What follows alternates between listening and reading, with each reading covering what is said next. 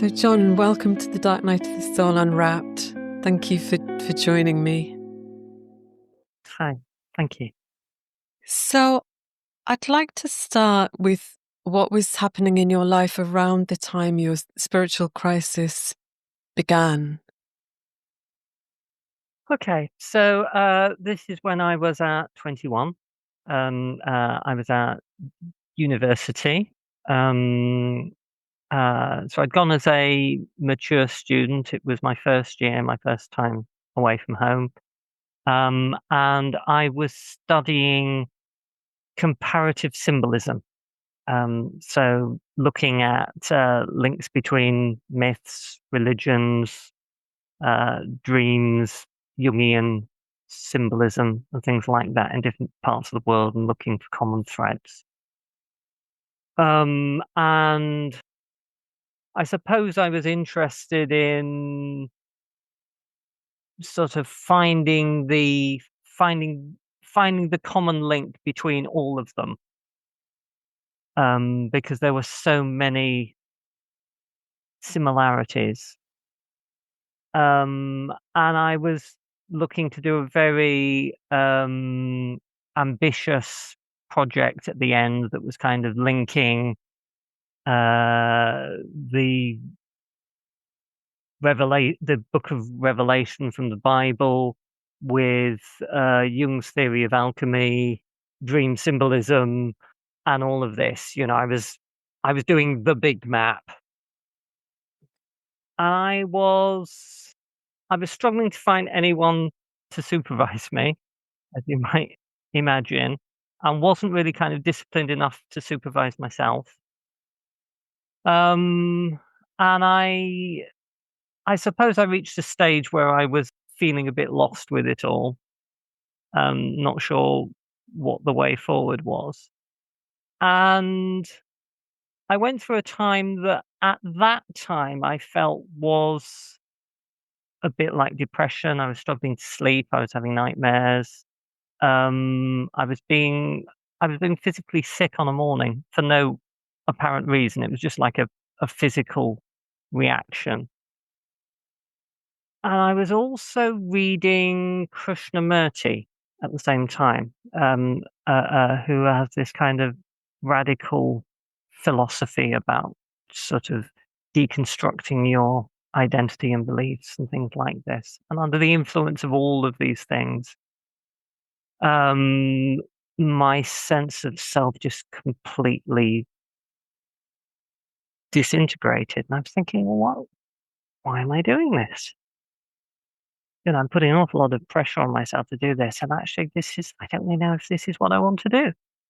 I don't know what it is that I do want to do, but, and then suddenly I found that there was nothing that I wanted to do. It wasn't that I was demotivated. It was that I couldn't find the energy to want anything. Didn't want to do anything. I didn't want to do nothing. And you know, I was trying to describe this feeling to my friends and the people at the university and my family, and everyone started looking at me a little bit strangely and wondering if I'd been taking drugs and things like this. And I thought, yeah, no, I don't want to do this anymore.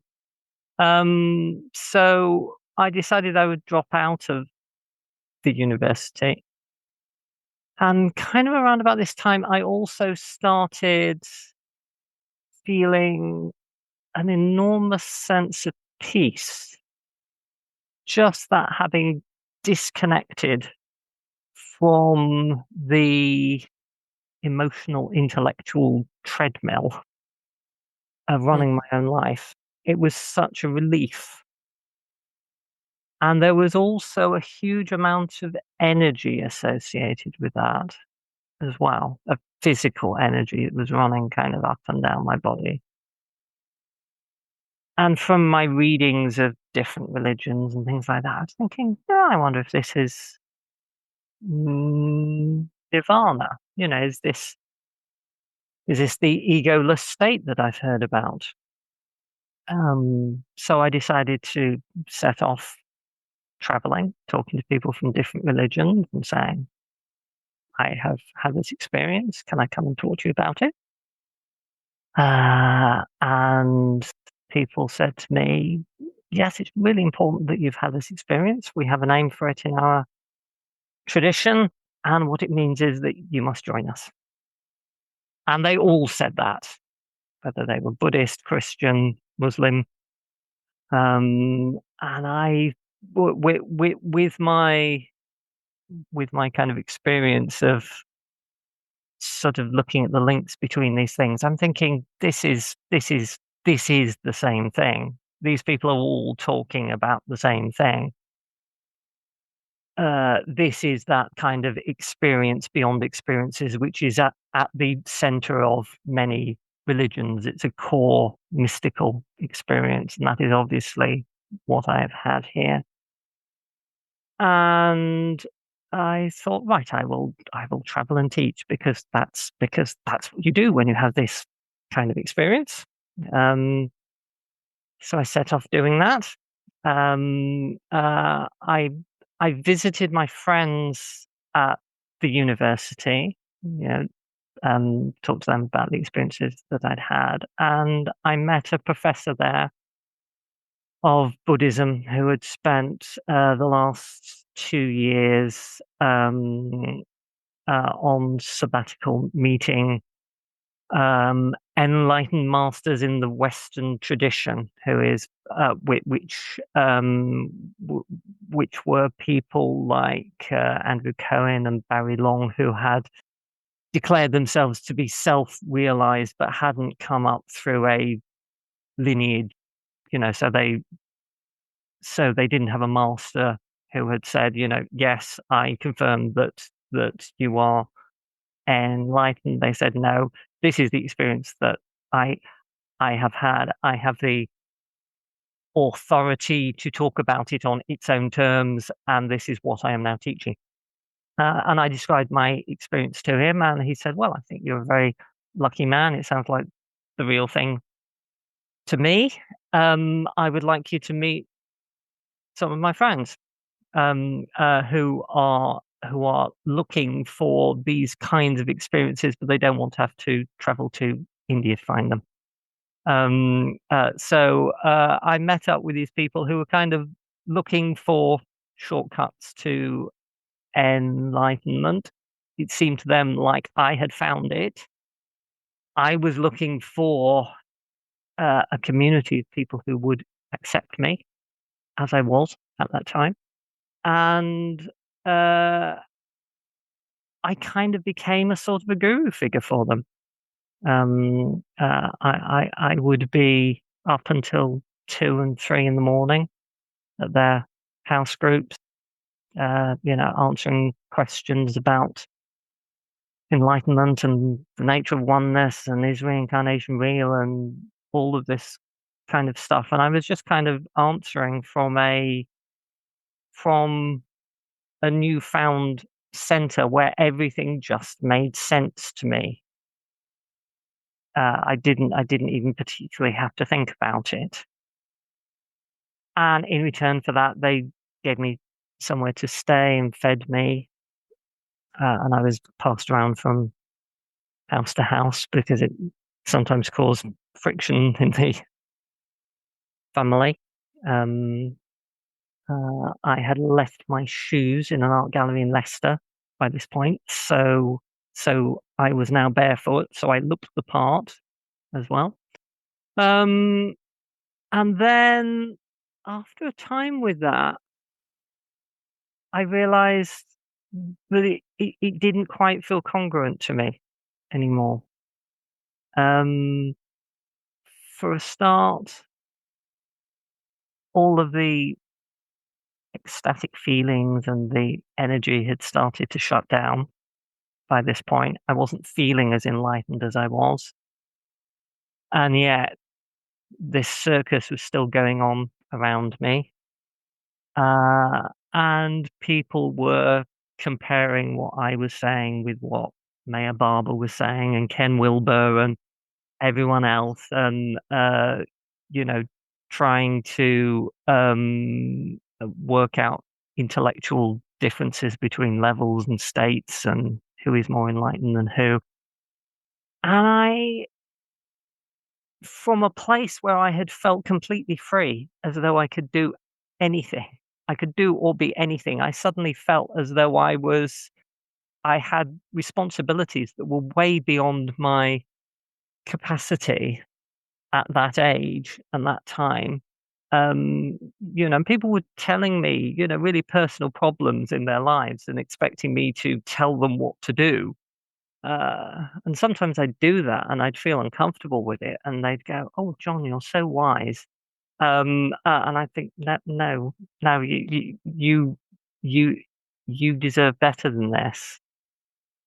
And the crunch time for me came when I was invited by the professor to give a talk back at the university that I just dropped out of, to many of the students that I'd sat with barely half a year earlier. And again, they were asking me questions about everything and studiously taking notes. Suddenly I thought, this isn't real. I knew that it was happening, but the phenomenon wasn't real. People's reactions weren't real.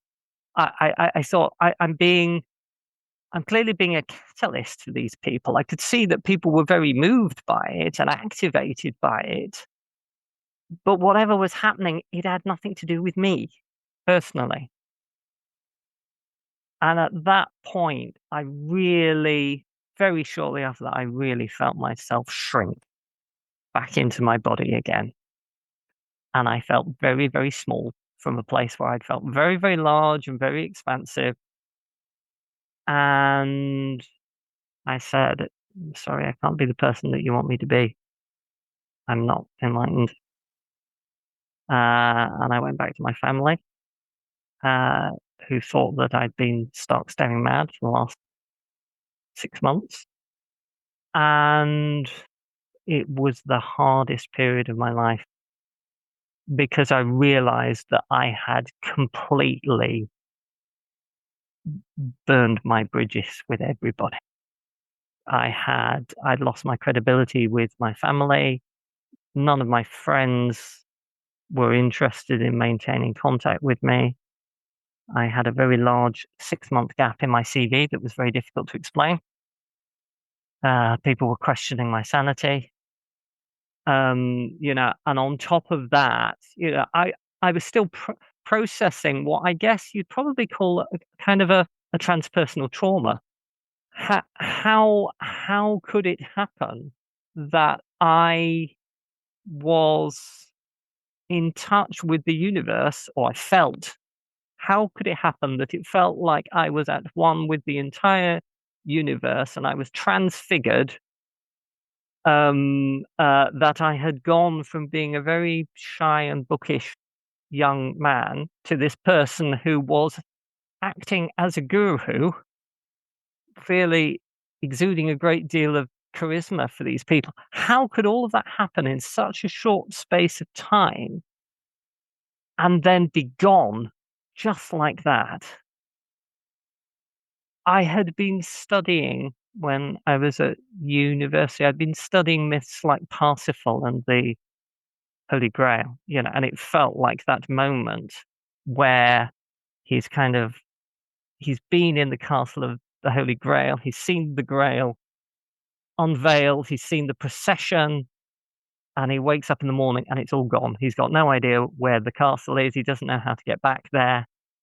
And I thought, yeah, that's it. That's where I was. So you go through all of that. As you say, then your bridges are burnt. Yeah. What happened next? What came after that? So I was very grumpy for a long time. I'm not surprised. And it's a grumpiness that's really difficult to describe to people. Because I couldn't describe where I was, where I had been, or what that meant to me. I couldn't maintain my contacts with these people that I had been a guru figure for, because it really wasn't healthy for me or for them. So there was kind of a double loss. Uh, as I say, my family was seriously questioning my mental health. I went to see a psychotherapist, because I was frightened that my family were kind of watching me closely, and I genuinely feared being sectioned because I couldn't explain what had happened. I knew it was real. I knew it was important. I couldn't give any assurances that it wouldn't happen again. So that happened. I started volunteering at a preschool playgroup. I knew I needed to be around people who wouldn't judge me, and I knew I needed to learn how to play again. Uh, and I often say I spent about the first 6 weeks having plastic cutlery thrown in my face in the home corner. I really didn't know how to play, and the kids kind of recognized that seriousness. How wonderful that you went from that whole phenomenon of being a guru and all that that brings with it, from there to playing with little kids. I mean, there's such a perfection about that, hearing about that. How sane too. I mean, to move from one to the other, having recognized the lack of integrity in the guru phenomenon. Yeah. The other thing that happened, which was a real mirror for me, was when I came out of my guru experience. It was 1993, and this was the time of the Waco siege. And David Koresh, the messianic, uh, was it a Seventh Day Adventist cult? Yes, I think so. Some sort of breakaway from yes. the Seventh Day Adventists. Yeah. Out in Texas, and he was convinced that the end of the world was coming. The FBI were investigating for. I think they were concerned that it was going to be a suicide cult or something like this, and they sent the tanks in. And I remember watching this on TV, on the nightly news. I was really gripped by it because of where I had been. Uh, and it went on night after night because it was a siege, until eventually the whole compound went up in flames. They stormed it, and I thought, my God, that could have been me. That could have been me or any one of the people that I had met in that period. Maybe 20, 30 years hence, I could easily draw a straight line from what had happened to me to that kind of end. And I thought, whoa. Yeah. I mean, I'm really wondering about your insights about that, having been in that position, that guru position, as as we know, a very young age. What did you learn about the potential pitfalls of that? As you say, you could see the line from there to sort of in extreme circumstances to Waco, but I'm wondering about other pitfalls that may be less dramatic than that, but nevertheless still significant. I, I, I suppose it was about the dangers of using symbolic or spiritual metaphors in a context where you do not have a common language. That was the thing that really came home to me. Yeah. So you mentioned it being a transpersonal trauma. Mm. how did you heal that, work with that, evolve through that, whatever it was that happened? So there were about 10 years where I didn't do anything with it. I put it completely to the back of my mind. I couldn't touch it. I knew it was there. It was in the metaphorical locked room. Because I just needed to build a life. My therapist gave me a copy of Stan Grof's book, The Stormy Search for the Self. And I thought, this is amazing, but nobody will ever take it seriously. I thought there was no way I can take this book back to my family and say, look, see, this is what happened to me. Because they'd read it and they go, I'm sorry, John, this is at least as deluded as you are. Just because the language and the context is just so far outside of their experience. So I put the whole thing to the back of my mind for about 10 years, as I say. At that stage, I'd started working in a mental health drop-in center, and I was listening to people's experiences of what I suppose now you would call psychotic breaks. And they were describing their experiences as illnesses, and they felt damaged by them. And I was thinking to myself, what is the difference between what happened to them and what happened to me? Good question. And I thought, I need to find my peace with this. I need to know whether this thing is going to come back and turn my life upside down again. Because I remember reading in Grof's book about spiritual emergencies that if the emergence isn't fully integrated, that it will keep coming back. And by this time, I was engaged to be married. I was settling down. I didn't want this thing to come back and turn my life upside down again. So I decided to do holotropic breathwork, which is Grof's method, or it was described in the book as his method for integrating incomplete spiritual emergencies. So I went. They were very dubious about whether or not I should do it because they said, well, you've had this really powerful experience. This is a very powerful method.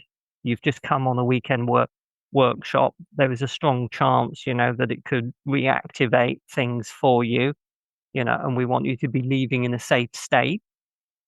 So I was taken to meet Grof, and I gave him my best guru stare, as if he could kind of look straight into my soul and see what I was thinking and feeling. And he said, "Yeah, okay, I think you can. I think you can breathe. I think you can do this." And I did it. And I think the most important thing for me from that weekend was actually seeing the effect of the breath work on everybody else.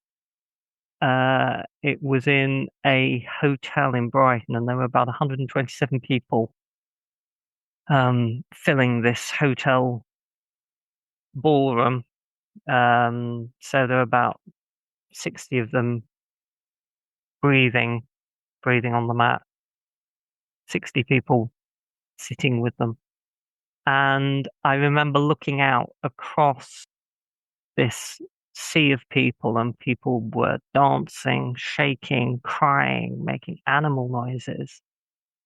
And everybody had somebody with them who was sitting with them, supporting them. And it was just so moving to see all of these different forms that trapped energy was taking, and the things that people were doing to release them. And in terms of my own experience, the most important thing was actually I thought I've got a choice.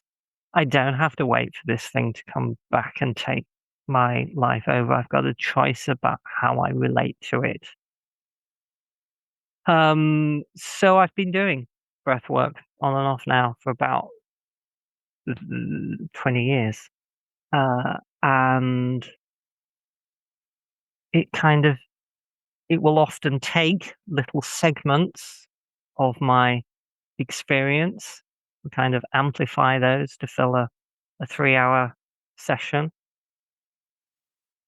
so that I can fully experience the things that I didn't experience at that time. So they can be things like fully experiencing what it is like to identify with a deity, to be a cosmic force, and what that feels like. The powerful upside of that, and the responsibilities of that.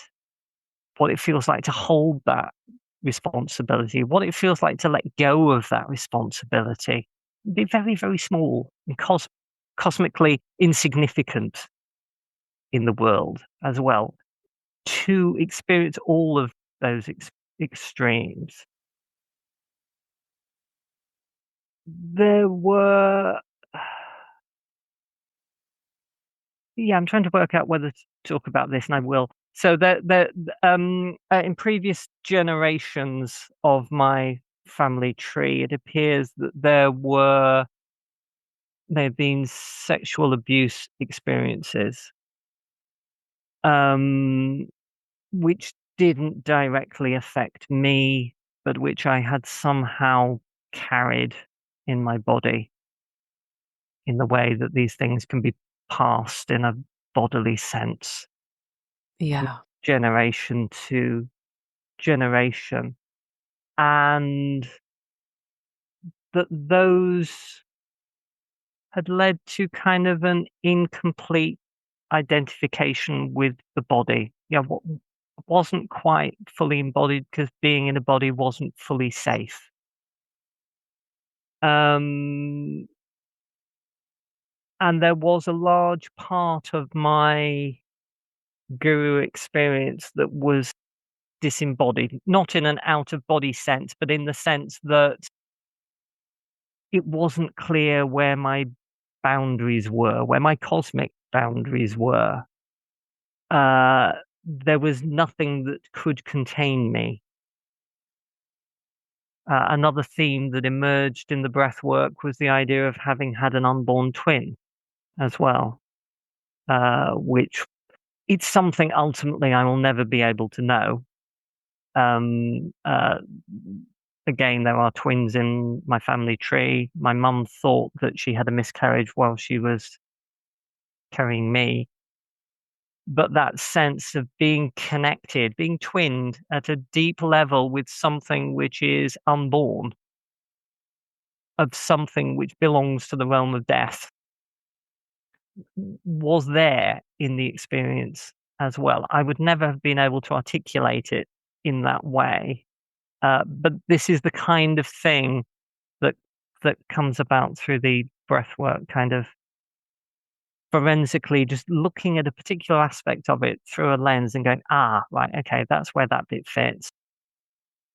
That's where that fitted in that part of my life, and this is where it fits in my life now.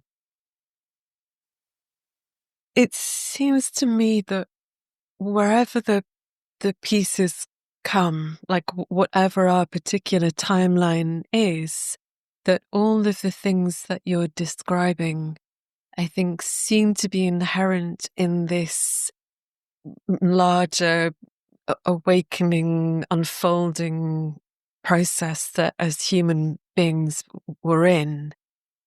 And it really strikes me how you were able as a young person to remove yourself from the as you called it, the circus, from that guru phenomenon, and start, albeit that there was the life building and so on that came first, but then you were able to have this what sounds like a very contained, measured integration process of all of the pieces that needed to be integrated. And still ongoing as mine is. I'm wondering if there was something inherent in you right from the off that was able to just open to being in that space, to have that experience in the first place in the way that you did, and to be able to be in that um, divine consciousness, or whatever we want to call that. Yeah, whether there was some spark already there that was open to that in some way. I don't know. I was from the age of about yeah, 16. I had focused a lot on doing spiritual, mythological type artwork, and I had planned to make a career out of that, which is why I'd gone to university in the first place. I suppose, in its own way, that was a kind of a natural meditation for me, in the sense that, it forced me to slow down, focus on images. And then the study that I had done of, myths, fairy tales, folklore, stuff like that, had kind of given me a bit of a map. Yeah, right. So I was able I was able to draw analogies to it, to think, "Oh, right, okay, this is a bit like that," so that I didn't panic. Yeah, I mean, it seems to me that that piece is really important, and that may be what creates the difference between feeling that that kind of experience is an illness, like you were saying, and how we would conceive of it as some kind of an awakening experience. That certainly for me, going into mine, the fact that I got the phrase "the dark night of the soul" Okay. Yeah. really early on, then set the tone for what then happened. So I think there's something so important in, and we're using the word map, I'm sure in the widest possible way, but just the importance of putting it out there that this is something that happens to humans, and like, doubtless it's always happened, and it happens now in modern times, and here's some of the ways that it can happen. Yeah. Just seems so essential to me. I think particularly when people stumble into this stuff, as we often do, with no knowing that these experiences, these phenomena even exist. I think the map that you use is probably not that important, so much as that it feels to you that it explains where you are and makes it an okay place to be. I think Yeah, whatever you can hold on to that will let you experience what you are experiencing without panicking and without shutting it down, just allowing itself to evolve as it wants to, is whatever you need to get through it. absolutely. And I think, we both know that the nature of whatever map resonates can change over time. I totally agree. I think it's the fact of there being a map more than the specificity of the map. And it's interesting too what you said about being disembodied in the original experience, and how this integration via the breathwork has been a process of embodying. I think that's also a huge part of what this process is in both directions. Yeah, and I'd probably say more than that. I'd say that embodying is the first step towards actually bringing it into your life, into your relationships, and into your work.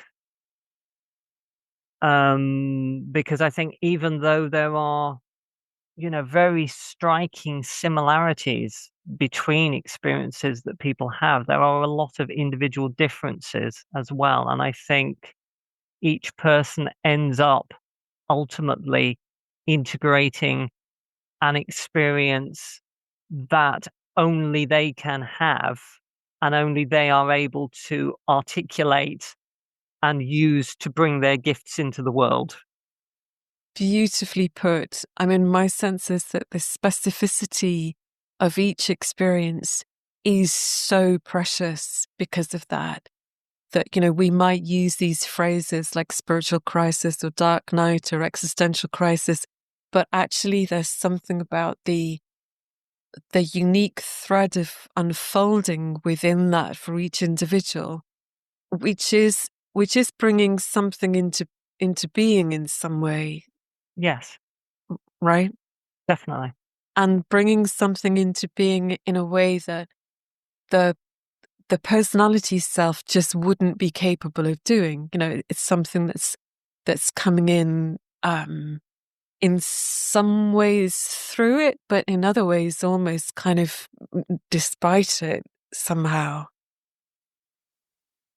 Is there anything else you'd like to say about those gifts? The bringing in of those individual gifts through these experiences. Yeah. So, I often say that that 6-month period, approximately, when I was the barefoot guru, it felt as though I lived the whole of my life within that 6-month period at, breakneck speed. And now I'm having to live it again at human pace. Wow. And there are so many different aspects of the experience that um, come to me in different ways. So, for the last 15 years, I've worked professionally with homeless people, which is really interesting because for that 6-month period, I was effectively homeless. I would never have classed myself as being homeless because there was nowhere I was capable of being homed on the planet at that point. But that sense of being spiritually homeless, that sense of not quite belonging, not quite fitting in, belonging nowhere, but at the same time belonging everywhere, which I think is the edge of homelessness. That is something that I've been able to bring into my work, and that is something that I would never have done in a million years without that experience. It's just something that I thought, oh right, yeah, okay, I know, I know what this feels like. I know how to do this, and it's almost like the experience was a preparation for that in some senses. It strikes me as we're talking that there's something about the living of those 6 months in real time, in slow time now, and the embodying of that is really the bringing in of the wisdom of those 6 months. That there's something being from that time being lived out and rippling in all kinds of ways. Yeah, and it's about honoring that time too. So during that kind of 10-year period where I didn't think about it, it was this, I can't talk about it. I can't think about it. It's all too weird. I don't want to go there.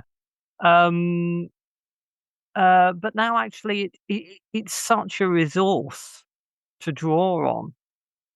And I think about it every day. Uh, I feel grateful that I had it and I feel grateful that I survived it Hmm. with my life and my sanity intact, because there are so many that don't. Yeah. I mean, it really strikes me that you were going through this in the early 90s. I think even fewer people were talking about it at that point. I went through mine sort of 2007 to 2011-ish. Okay. And again, then I could find very few people to have conversations with. And people are still telling me that now. People are finding their way to me and saying, "Oh my God, you're the first person that I've found who's talking about this." Mm. You've been involved in the spiritual crisis network Mm. for a while now. Mm-hmm. Are there things that you've been observing, accompanying people via the network around how people are experiencing this now? Everyone is very much experiencing it in their own way. Still, Right. that stays the same. There's so many people who are just kind of typing spiritual crisis into a search engine, and that and that is what is coming up for them. Although I suppose the flip side of that is that now there are almost so many people talking about these kinds of experiences, or experiences that are a bit like this, and framing them in completely different ways. Instagram influencers Uh, and others, yes. Um, so it's very easy to find something that that feels a bit like this, but maybe not quite, and to be stuck for a while on that, and to find the thing or the map that resonates with you, I think, is probably about as difficult as it ever was, because it's easier to find maps, but there's a multiplicity of maps. yeah, right. That makes sense. I mean, I think there's something, and I think this is not necessarily straightforward to do, but there is something about the recognition, that sense of, oh, yes, that's what this is. That when a map does resonate, there's a felt sense of that resonance. Yeah, and sometimes it's not even necessarily the entire map. Sometimes it's just a landmark on someone's map, and you go, "Oh, right, I've been there. I know that place. It's real." It only needs one other person to have been to that place to disperse the loneliness. And then if you're lucky and you find a third map where someone else has got something that's a bit like that in a different place, then you're flying, and you realize that you can triangulate Hmm. and actually work out that all of these maps possibly overlap a bit, working out what are the bits that belong to the map that I am interested in.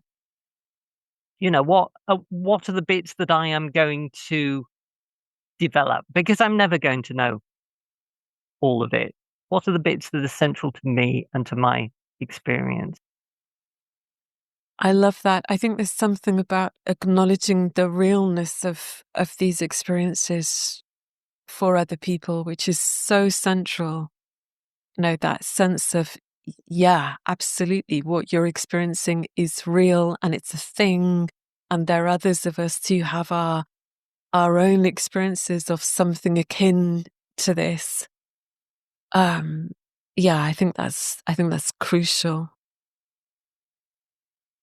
And sometimes it's not even saying, yes, this is real. Sometimes it's just saying, I don't know what it is that you experienced, but I believe that you experienced it, and Mm, I'm not freaked out by it. right, absolutely. To be able to hold this space in which all of those things can be, and we don't necessarily have to do anything with them in any way other than to say, here it's okay to be this. Yes. And here it's okay to share this. Yeah. And modeling also that it's okay not to know. Absolutely. Yeah. Yeah. I mean, for me, not knowing was and is still such a crucial part of this, both of the original experiences and the continued unfolding, that entering that space pretty much every day in some way of I don't know, and let's see what's here just now. Yeah.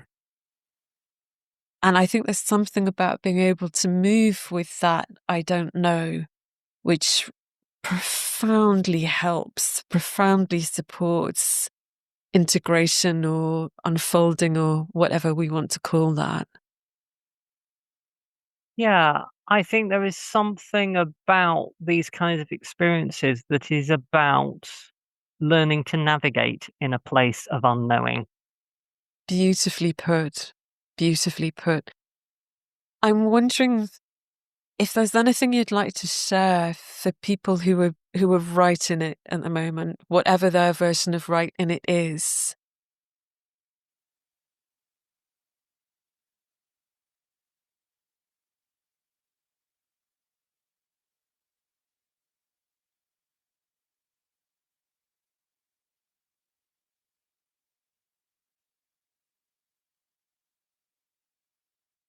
I'm pausing, and I think the pausing is actually an important part of it. Don't edit the pause out. Absolutely. Yeah. Yeah, it's about being with it, staying with it, feeling what you are feeling, finding ways to express it privately to yourself initially. Uh, if you can write about it, if you can draw it, if you can make music, if you can dance it, if you can sculpt it, make drama, any of those things. It's a way of recording it for your own benefit, because even though it feels incredibly intense now, the time may come when you forget what it was like to be in that place, and you may forget that you've forgotten what it was like to be in that place. And those notes, those pictures, those writings that you've made will be your testament to bear witness to yourself. That's the most important thing, being able to bear witness to yourself. And then sit with it, continue to sit with it, grieve it if you have to when it passes. And then over time, I think, find ways that you can share it with other people creatively.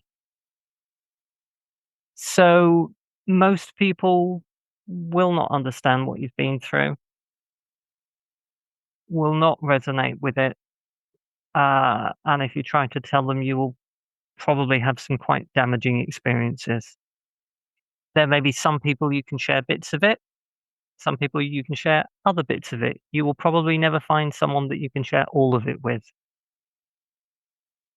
But you will find ways to draw on it creatively. Poetry, stories, artwork, and you can share those with other people. You don't have to explain to them what they mean. You can just show them the poem, the story, and they can go, "Ooh, well, that's interesting. I like that," or not, and that's fine. And it's a mirror. It's like Perseus and the Gorgon's head. You have When you're sharing the experience, you can't look directly into the Gorgon's eyes because it will paralyze people. You have to have a mirror that other people can look into and share it with you. I'm relating to all of this so much. I think, just to add, that I think when we get to the point of sharing and we have the courage to do that, to step into that in some way, we never know where those seeds are going to land. And trust me, they will land somewhere. So even if in your surroundings you're not being heard or met or seen or recognized for your experience, that will happen somewhere at some point, probably in ways that you could never have imagined actually going through it. And certainly if somebody had said to me halfway through mine, here's what's going to happen as a result of this, I would have been delighted, but I would have been, I would not have believed that for a second. And yet by doing what you just described, which for me was writing, that ended up bringing about so many things that I'm grateful for. And another thing is, you can just share your presence with other people. Just being with people in your changed state. Just doing simple things, going for a walk, gardening, whatever. You don't have to say things. You don't have to say, I had this extraordinary experience and there was this and this and this. If people are interested, they will notice and they will ask you. They will go, oh, there's something different about you. I feel really peaceful and calm in your presence. What do you do any special practice, or, has something changed recently? And that is your signal that it's safe to talk about with this person. Lovely. Yeah. So, John, thank you so much. This has been so rich, and it feels like we could go on for hours. Is there anything else that you'd like to say about any of this? There's nothing that springs to mind. But yes, I agree that we could talk about this for hours and hours. And I always say that the best time to stop is when it feels as though you could talk for hours and hours. Perfect. Thank you so much. Thank you, Fiona. It's been a joy.